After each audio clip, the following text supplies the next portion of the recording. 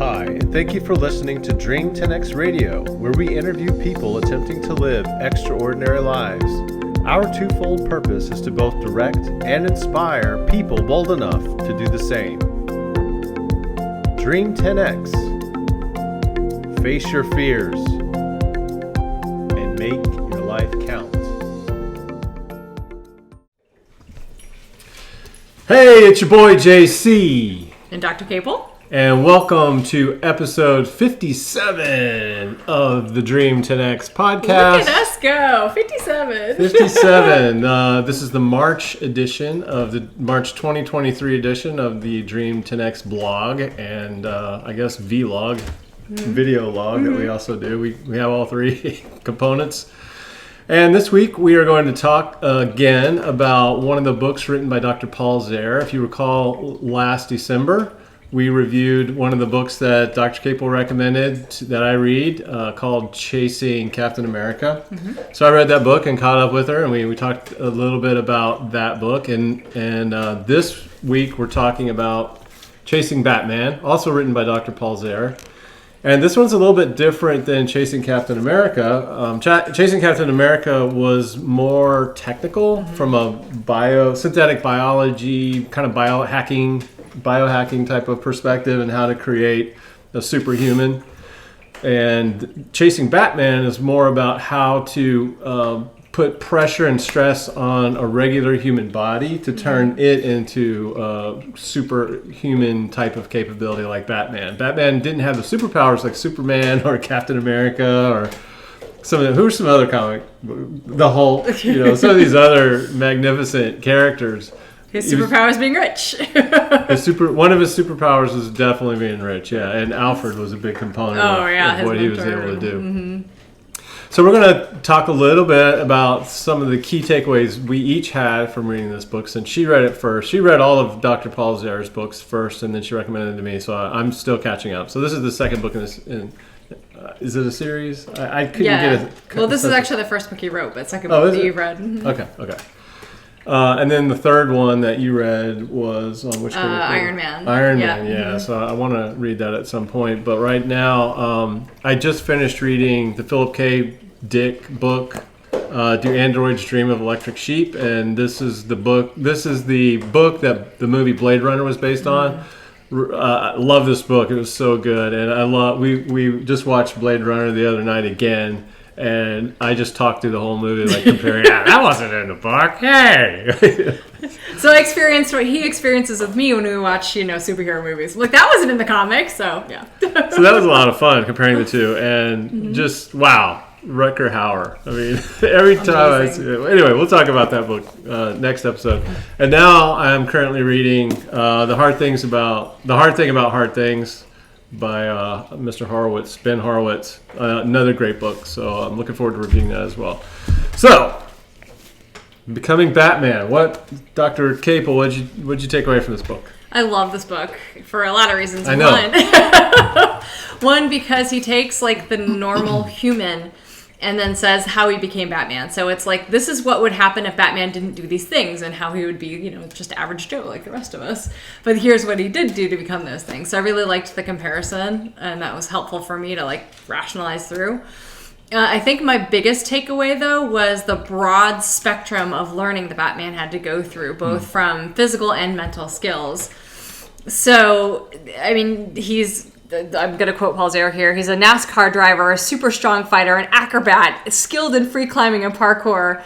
It's impossible to master all of those things, but you can be, broad spectrum. It's why marathon runners look different than powerlifters. And that's both on a psychological level as well as a physical level, because you have to have different skills to be able to do that and different strengths. So I really like the fact that it's more broad spectrum. Versus broad and deep. Yeah, exactly. Versus really, really good at one thing. So you don't have to be the best. You just have to have that general knowledge and be skilled at the general knowledge and practice a lot. And to get to that conscious competence. So one of the things I thought was really interesting that he talks about is when you learn the skills. And with Batman, he tried really hard not to kill people. And I did martial arts for many years way back in the day. And it's it's hard to learn that control. It's hard not to kill people. It's hard not to kill people. Oh my god. So yeah, I'll tell you a story in a second, but you have to really learn that control and deploy your punches and to come just to touch. But and when you're in an amygdala hijack, or when you're in that power struggle with your life actually being on the line, being able to have the mental strength to pull your punches and not kill somebody must just be amazing. So he did practice. I appreciate that. Yeah, no worries. He did practice over and over and over again, and I thought that was pretty amazing in that broad discipline. So I went to, as a kid, I did martial arts, and I went to the Junior Olympics 3 years in a row, and the last year, I had this really badass spinning. Well, wait, what was your skill? What was your art? You do both kata, which is the forms, as well as fighting. So you do both. But what, like judo or karate? Oh, so and I'll get to that. So, so the last year that I went, I had this really badass spinning back fist, and that's where you're in a fighting stance, you turn around and you back fist. I had absolutely zero control over this. I had great aim, zero control. And it's something within me that when when I was not in my prefrontal cortex, when I was in my amygdala, that it would just come out. And so my senseis would be like, do not throw this because you're going to get disqualified in the fight. You're going to get disqualified. Just keep your shit together. Like, okay, I got this. So I'm in the middle of the fight. What do? My amygdala takes over, spin around, back fist her. She drops. She's out conscious. And she's unconscious. She's out conscious. Out cold, whatever. They made me go sit. You weren't allowed to do knockouts in the Junior Olympics. It was just touch only point. So I had to go sit in the naughty corner for a while, and she did get up and wanted to continue fighting, so I didn't get disqualified. I did win the match, so that was good. But it was that, so I really appreciate Batman being able to control that and every movement when you're in that fight or flight state. Now, I did find out after, my senseis were like, yeah, that was a hell of a shot! So... But when you get knocked out like that, that's a concussion, right? Does that qualify as a concussion? And Zehr points out that you have a limited number of those. Yeah. Otherwise, you start to really suffer brain damage or whatever. Oh, great. You know, so. Well, hopefully she doesn't find anybody else like me after that. But so it was good. But one of the things that really helped me as a martial artist train was I started out in Shorin-ryu. And is that like karate? Is that yeah, it is. It's Okinawan specific karate. So from Okinawa. And so I did that for many years, and then we moved to Saudi. So I learned to do that, and then we moved to Saudi Arabia, and they didn't have Shorin-ryu there. They had Shotokan, so I was able to, and it's not wildly different, but it is different. So I was able to diversify my style and become a better martial artist because I learned very different techniques. Now, within that, my kicks were not very great. And so they partnered with me with a Taekwondo sensei, Pete Murphy, hi Pete, Taekwondo sensei, so I could learn better kicks and even more styles. And be able to, and I became a much better fighter by doing all those different techniques. And that's exactly what, so I was becoming Batman, right? Because that's what he did. He didn't do one thing. He had to focus on weapons and being able to do the throws. So he focused on the ninja styles. For close range, he learned Aikido. The middle range, perhaps Shorin-ryu, Shotokan, and then for the grounding, more judo type. So he was able to diversify himself to be the very best fighter that he could be. So with that intentional diversity of learning, I find that really good, especially to bringing it back to today's world, that we really need that. We need to be more generalists who are able to manage in any situation at any point, given the circumstances we're in. There's a great quote from Robert Heinlein that says, specialization is for insects. Yes. And so I really like that quote relative to this, like, that's our dinner. Ready. Sorry. I'm salivating. But yeah, having a broad set of skills and also be able to deep dive in that whole broad spectrum of your toolkit. Totally. That's interesting. Yeah. Please visit our sponsor, Viking Rows, at vikingrows.com. Viking Rows provides free indoor rowing challenges to frustrated Vikings. Challenge yourself by rowing around Cape May Island, or doing the Head of the Charles Regatta, or even rowing from the Canary Islands to Antigua. All you have to do is connect your Concept 2 PM5 Bluetooth monitor up to your computer, laptop, or Android device for automatic workout tracking and logging. That's vikingrose@vikingrose.com. Yeah, I like that. So, and with all of this, you have to have sleep for your body to recover. Right. Nice segue. Thank you. You know, when I let you talk, it's pretty good. Hey! Go figure. When I'm not mansplaining things to you. So sleep, yeah. So Batman had to learn so many different things, and he had to get really good at all those different things. And on top of all of that training that he was doing, he was working at night fighting the criminal element in Gotham City. So where does a Batman find time to do all those things and get quality sleep? Mm-hmm. In one of the comic issues, it states that Batman didn't need the full 5 to 10 hours of sleep that regular humans need because he could somehow lower his metabolism and his heart rate down so low that he only needed 1 hour of sleep a night to get the quality sleep that everybody else needs. So Dr. Zehr points out that this is one point where the mythology of Batman and reality diverge, because all humans, all biological humans, I guess, need at least 5 to 10 hours of quality sleep. Mm-hmm. And how much do you get a night? As an entrepreneur, yeah, that's one of my big takeaways from this book. I really focused on that because, of course, I know that sleep is very important, but just to reiterate the importance of it and how lack of sleep, it actually raises your cortisol levels, because that's it imposes an unnatural stress on you, and it screws up your metabolism, and it can do all kinds of stuff to your body when you don't get the right amount of sleep. And as an entrepreneur, I'm just trying to drive as hard as I can to do as much as I can to just to survive at this point, much less try to grow a company. And so you tend to make sleep less of a priority. And so after reading this, I'm rethinking that and trying to make sleep more of a priority. But I still, when I'm not in the rowing season, which is right now, it's fall and winter time is non-rowing season. I try to stay up as late as possible, like 3 or 4 in the morning. And of course I get up a little bit later, but I like working late at night, and it's quiet and I'm getting stuff done. She never bugs me anyway, but I'm a night owl because my mom was a night owl, so I've got that in me. But when rowing season comes around, it's a totally different ball game, because I got to get up at 4:30, 4:15. Yeah, 4:15. We got to leave the house at 4:30. We got to be on the water, and so I have to really switch off my cycle, or switch onto a different cycle, and it gets really, really difficult. Mm-hmm. But for a number of years, that's what I've done, and we've gotten used to that. So, But anyway, sleep. So synchronistically, I scrolling through Twitter, I saw somebody had posted a tweet on a video of Hitler at the 36 or whatever it was, the Berlin Games. Yeah. And he's rocking back and forth. He looks like he's got autism or something. And everybody else around him is just kind of quietly, still watching the games. And a lot of people were saying, well, it's a sped up video and it's doctored. But a lot of the comments were saying, no, actually, the Germans were hyped up on drugs during World War II. A lot of them. Really? And come to find out, searching for more information on that, I got kind of intrigued about that.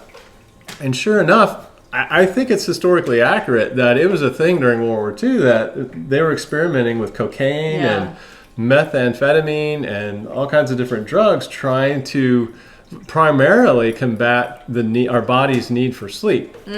Because if soldiers don't need to sleep, then they can keep pushing through 24/7. If they need to get from point A to point B, it's not as much as a logistical problem if they don't need to sleep and stop along the way. And so it turns out that they actually issued millions and millions of methamphetamine pills to the German soldiers prior to a big battle in the Ardennes forest where they were coming down into France. And I'll put a link in the blog post about this. There's an NPR podcast that talks. There's an author who wrote about the German use of drugs during World War II to combat sleep, these methamphetamines or whatever. And he pointed out that during that battle of the Ardennes Forest, one of the reasons the Germans won, because they were using methamphetamine to push through and not have to sleep during that 3-day trek through the mountain pass or whatever, counterbalance that their effort to take methamphetamine and push through was counterbalanced with the French drug of choice, which was red wine. And I thought that was really interesting. And that was actually a thing during World War I. The French government said, "Hey, look, we need to, provide this as a kind of a drug to our soldiers to keep morale up and all that kind of thing."